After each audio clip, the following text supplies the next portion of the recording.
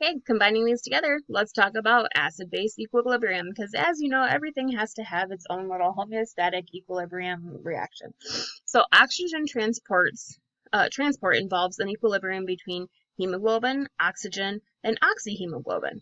So here's that fun little reversible reaction where you have hemoglobin, oxygen, and then hemoglobin, or oxyhemoglobin, sorry. Hypoxia, which is low oxygen, and that may occur at high altitudes with lower oxygen concentration. So what we're going to do is we're going to be able to use the concept of reversible reactions, like we see with the arrows going both ways, to explain acid-base equilibrium. So we're going to use Châtelier's principle to determine the effect on equilibrium concentrations when reaction conditions change. So in an equilibrium reaction, two reactions are taking place. A reversible reaction proceeds in both the forward and the reverse directions.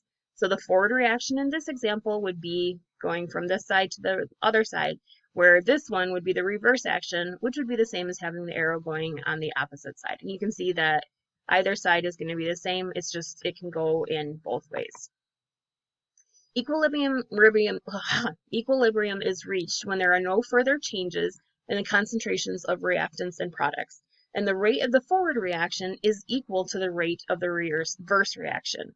So you can see here where your reactions are going to decrease, this one, the products increase, your equilibrium is going to be there, where there are no further changes, okay? So again, forward, reverse are going to equate itself out. So let's complete each of the following with equal, not equal, faster or slower, or change or do not change. So pause me and come back. All right, so here we go. Before equilibrium is reached, the concentrations of the reactants produced and products change.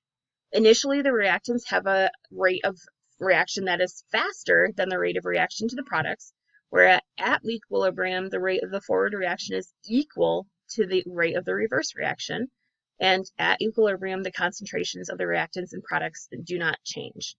So looking at Châtelier's principle, I do not speak French, so sorry about that, because I probably butchered that, but that's okay. When we alter the concentration of a reactant or a product of a system at equilibrium, the rates of the forward and reverse reactions will no longer be equal, and a stress is placed on the equilibrium. So Châtelier's principle states that when equilibrium is disturbed, the rates of the forward and reverse reactions change to relieve that stress and reestablish that equilibrium.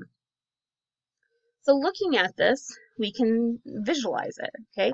So when we have water at an equilibrium here, you can see that they're equal. But the stress as the water is added to the first tank is going to increase the rate of the forward direction to try to equilibrate those two things. And now we have a new equilibrium that's going to be established, okay?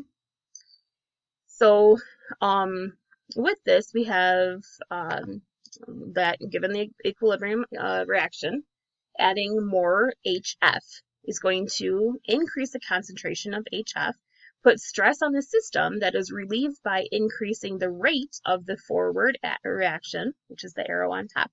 Okay, so here if we add more HF, it's going to make this one have to be faster. So this principle states that adding more reactant causes the system to shift in the direction of the products until the equilibrium is reestablished. So on the other hand, if we remove some of the HF, then that means that it's going to decrease the concentration of the HF, put stress on a system that is going to be released and relieved by increasing the rate of the reverse reaction, okay?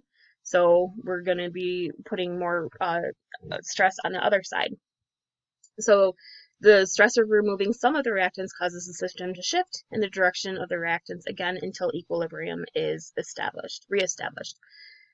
So for this one, what happens when we increase the concentration of F?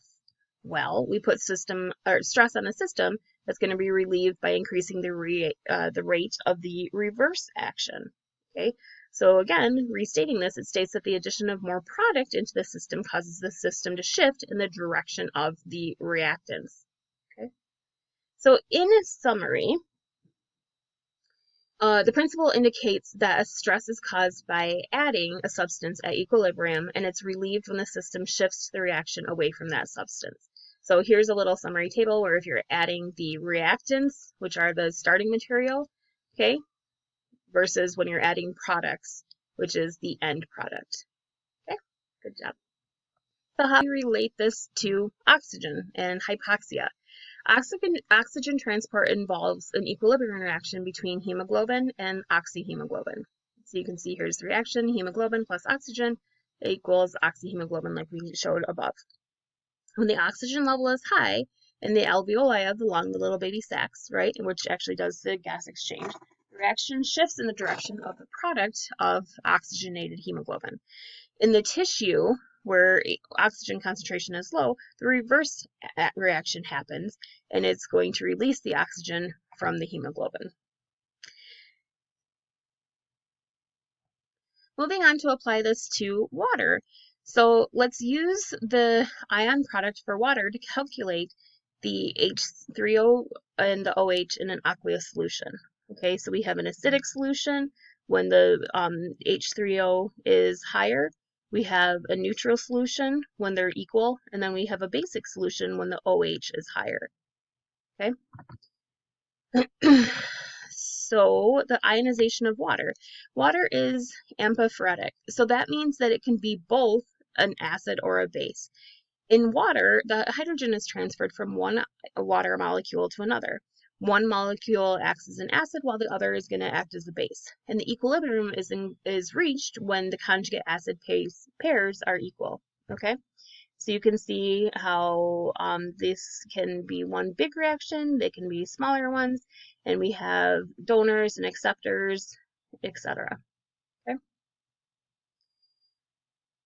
So writing the ion product, or the constant Kw, in the equation for the dissociation of water, there's both a forward and a reverse reaction. We have the base, the acid, and then the conjugate acid and the conjugate base. So in pure water, the concentrations of H3O plus and OH at 25 degrees Celsius are each 1.0 times 10 to the 7th molar. So you can see the equation here and then solving it out. Okay. The ion product constant for water, Kw, is defined as the product of the concentration of H3O plus and OH. And this is equal to 1 times 10 to the minus 14 at 25 degrees Celsius, which is the concentration units are admitted in this one. So when H3O plus and OH are equal, the solution is neutral. When the H3O plus is greater than the OH, then this solution is acidic because it has more of those H pluses. And the OH minus, if it's greater than the H3O plus, then the solution is going to be basic. So using Kw to calculate for these, if we know that the H3O plus of a solution, then we can use the Kw to calculate how much OH. Where if we, again, know the OH, then we can use the Kw to calculate the H3O. Okay, so remember, here is your formula. So if Kw equals H3O plus times OH, if we rearrange it, then OH would be equal to Kw over H3O plus, and if we're solving for H3O plus, that would be equal to Kw over OH minus, just on how you can rearrange and equalize those. In pure water, water is neutral. So in pure water, the ionization of water molecules produces small but equal quantities of H3O plus and OH minus ions. So you can see that the H3O plus is 1 times 10 to the minus 7 molar, and the OH minus concentration is 1.0 times 10 to the minus 7. So this one is going to be equal, so therefore it is a neutral solution. But when we're looking at an acidic solution, for instance, when we add an acid to pure water, this is going to increase the H3O plus and causes the H3O plus to exceed that neutral 1.0 times 10 to the 7 molar. Therefore, it's going to decrease the OH concentration here. So therefore, the higher H3O plus concentration means that the solution is going to be acidic. Or vice versa, if we have basic, adding a base to pure water increases the OH, or hydroxide ions, and this causes that OH to exceed the 1.0 times 10 to the minus 7 molar, therefore decreasing the ratio of the H3O+, and so this solution would be basic. So when we compare these two, okay, again, we've said this a few times, when the H3O+ is above, the concentration is higher than the OH, then that's going to be acidic. When the OH is higher than the HCO+, then that's going to be basic, and when they're equal, then they are going to be a neutral solution. So looking at this fun little table, we can summarize that, okay?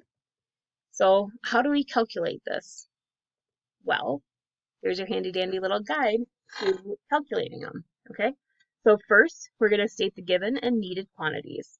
Then we're going to write the kW for water and solve the unknown, either the H3O+ or the OH negative. And then we're going to substitute the known into the equation and calculate. Okay, so you ready?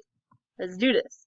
So what is the H3O+ of a solution of OH minus is 5.0 times 10 to the minus 8 molar.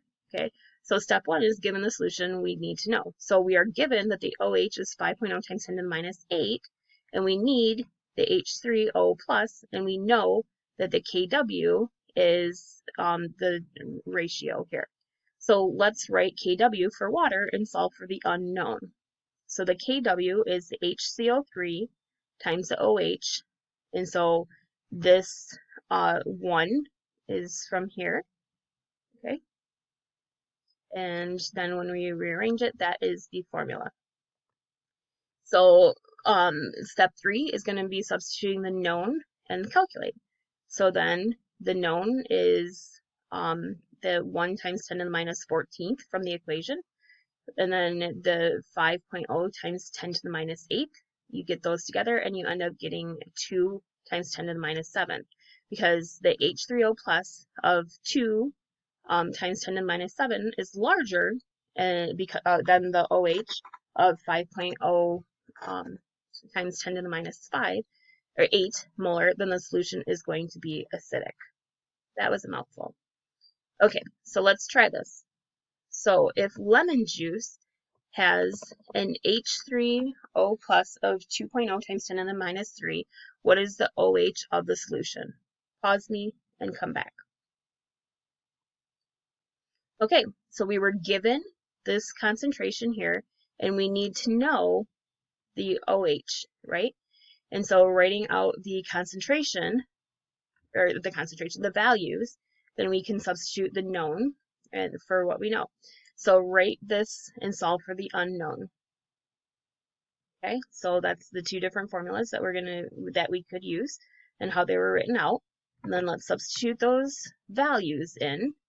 Okay, and then when we do the calculations, we're going to end up getting that because the H3O+ concentration of 2.0 right here times 10 to the minus 3 molars is greater than the OH of 5.0 times 10 to the minus 12 molar, then the solution is acidic. So the results, or the answer would be C.